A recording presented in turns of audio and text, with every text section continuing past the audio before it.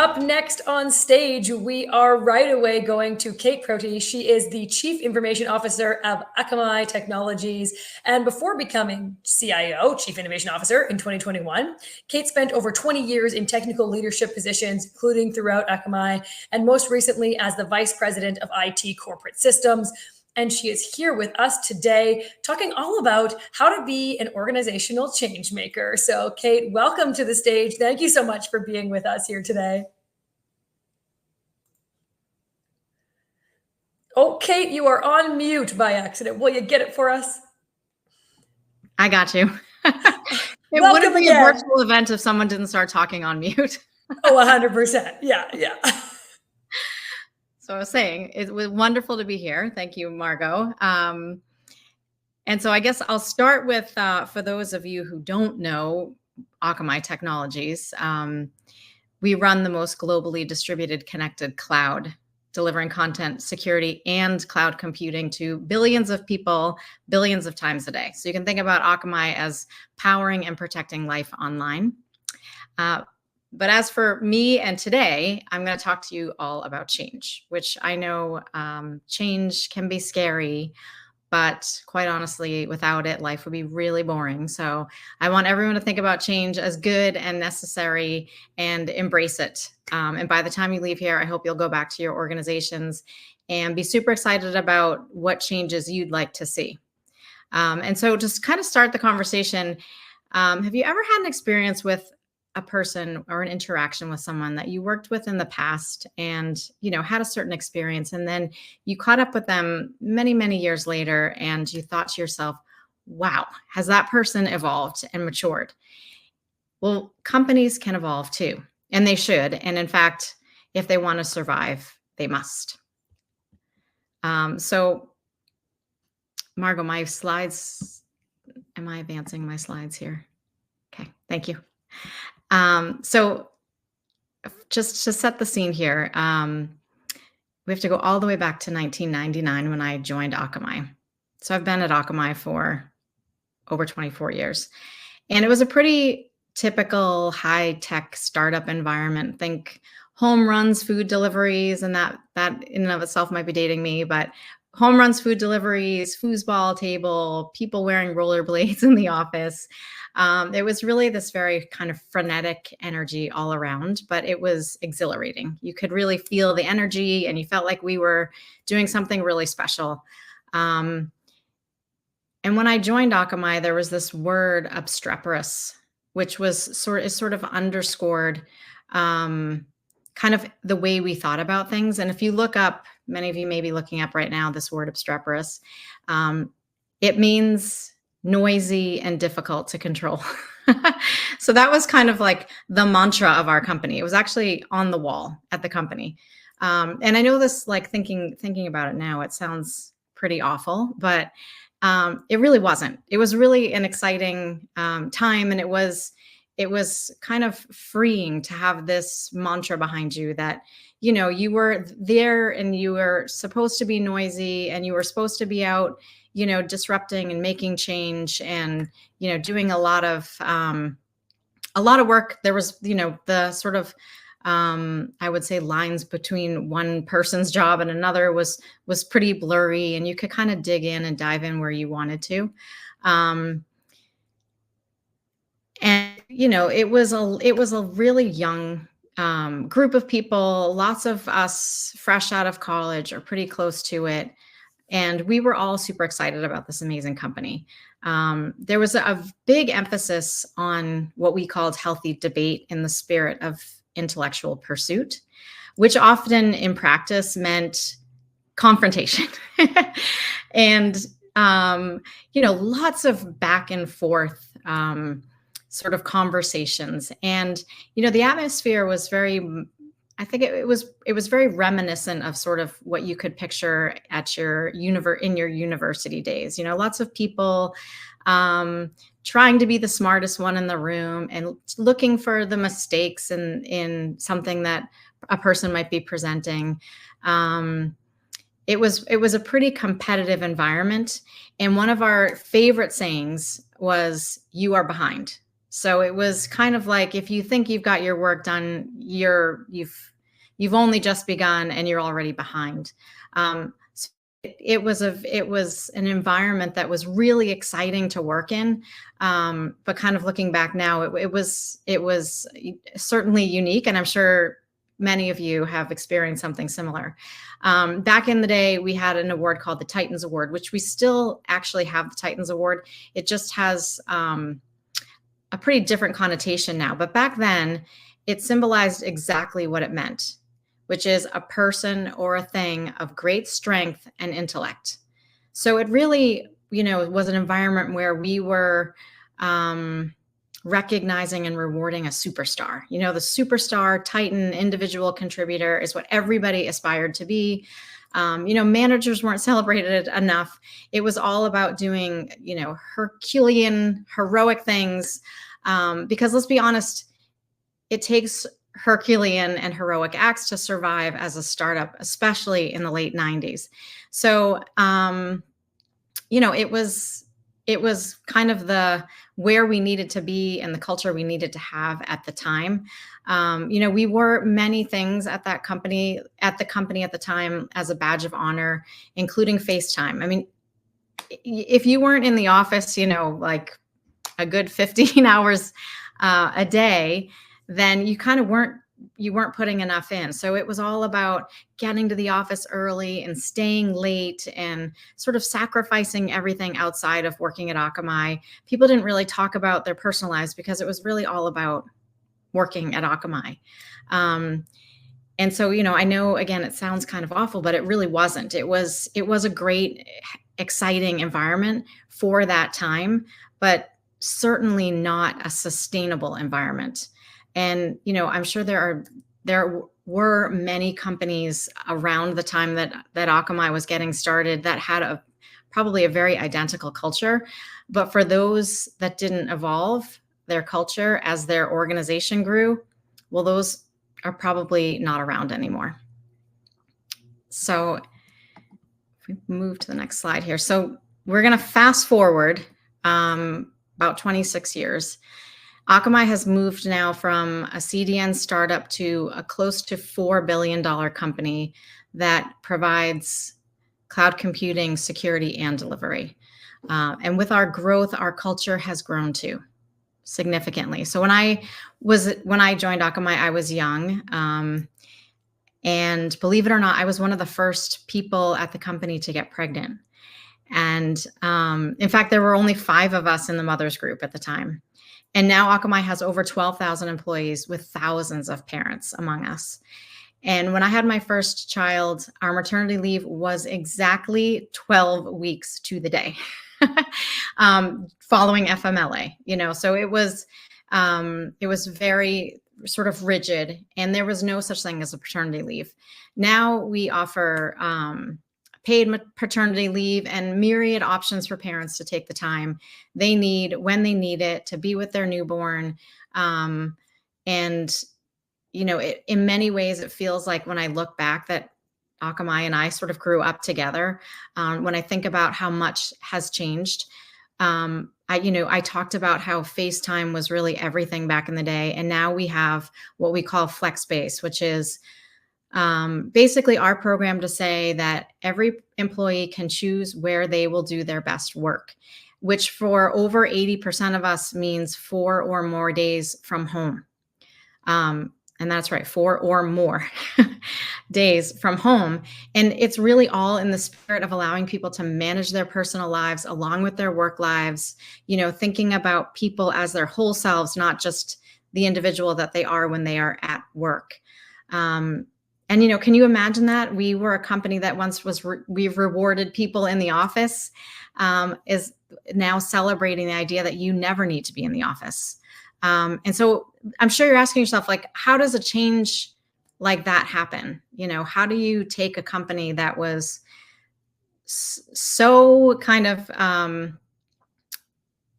frenetic and crazy and, had a certain culture and have it evolve to the culture that we have now, which again is very, very much about celebrating team and celebrating people and their whole selves and their differences.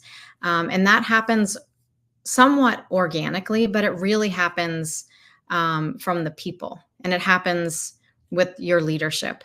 And it happens when you have people who understand that change is not only good, but necessary if you want to evolve as a company. Um,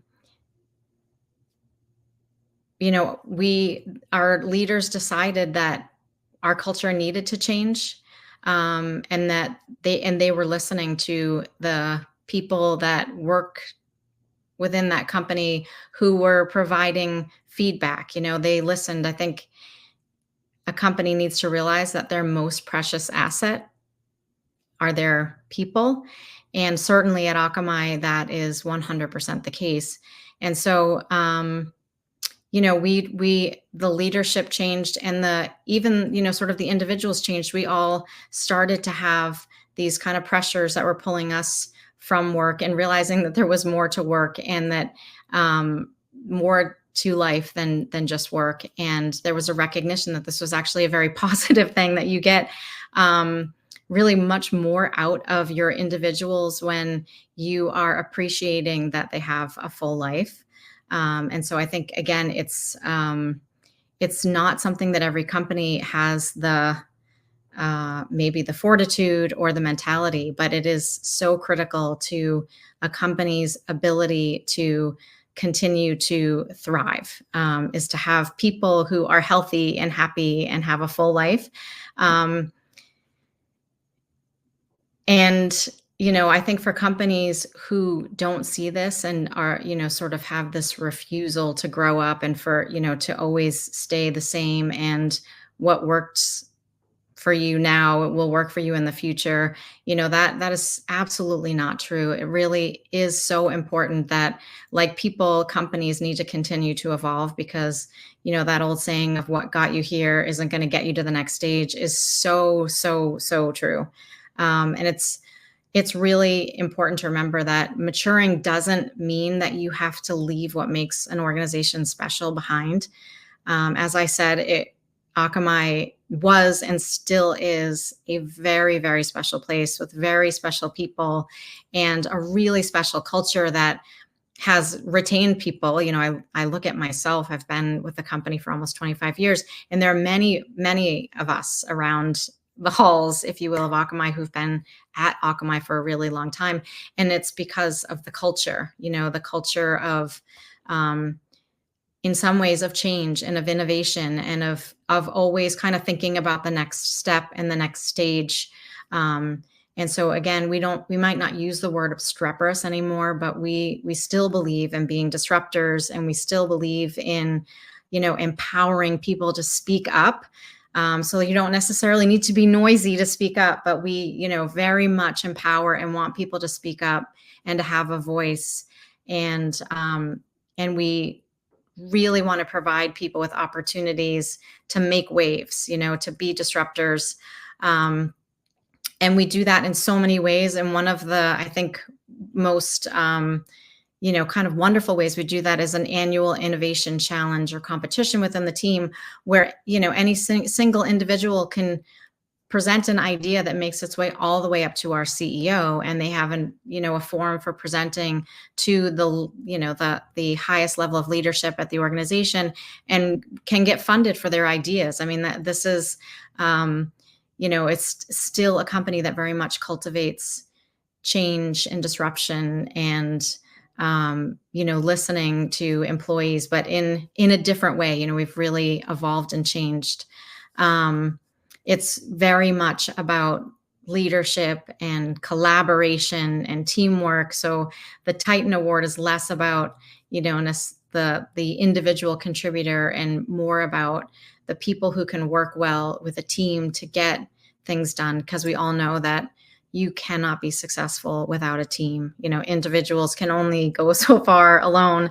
You really need team and collaboration, and an environment where people feel that they are supported, that they have room to fail, but not fail catastrophically. They have people who are going to have their back, and make sure that, they sort of burn down the couch and not burn down the house. So we didn't lose our core values in all of the change, but certainly looking back to then and now, it's so important that we did change, that we did make these changes, as amazing a company as Akamai was then and is still today.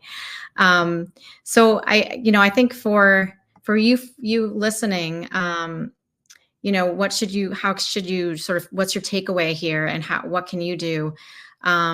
Especially if you hear some familiar themes.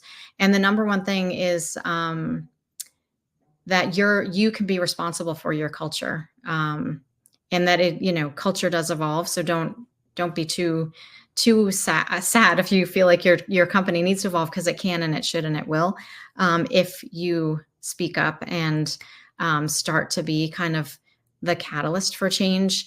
And the easiest thing you can do is ensure the environment that you operate in. So you might not have much necessarily influence over the larger organization, but the environment that you operate in is one that you ensure is built on trust and mutual respect and inclusive, and fosters psychological safety for your teams. You should set expectations for your teams and emphasize the importance of teamwork and collaboration and respect for differences. And, be on the lookout for micro and macro inequities, and hold yourself and your team accountable for eliminating that behavior when you see it. You need to foster that kind of work environment that you want to be in. So it's responsible for you to make sure that in the world that you can control, you have an environment that you want to continue to work in, and that you want others to aspire to. And for leaders, it's again really important that you are leading by example and leading the way. It's great, I'll say, for everybody to learn by observing other leaders at your company. And when I say that, that means both the good and the bad. So I heard a phrase recently, it's the anti-mentor, which I just love. And these are the people that you observe in action, and you kind of think to yourself, gee, I hope I never do that. And you can learn as much from people like that as you can from, the mentor that you aspire to be. But as much as, again, you should learn from others, the best thing you should do is to just be yourself, to be authentic. Take what you can from other people, and then kind of be your most authentic self. Because I think people and organizations are really drawn to that. And I think that's, you get a lot from your team when you're a leader who is authentic, and bring your own leadership style to the table. And just because your predecessor or someone around you is doing something a certain way, it doesn't necessarily mean that you should. So again, think about the environment that you want to work in, and create that environment for yourself and for your teams. So with over 2 decades in this industry, I've learned this lesson more than once, and more times, I guess, than I can count. And it's a really good reminder for your colleagues and leaders that when you kind of hit resistance to change, you really need to think about the idea that the world is changing around you, and that is especially true in technology. And you might like how things are now, but in this industry, you need to constantly be growing and adapting. And if you don't, as we used to say in the early days at Akamai, you're going to be behind. So it's really important to continue to drive for change, and to drive for a culture that's going to, really drive the best from the people that work there. Because that's really what you're looking for, is to have an experience that really just values the best of you and the best of the people around you. So with that, I will leave you guys with one of my favorite quotes, which is, if it doesn't challenge you, then it won't change you. And that's very true. And,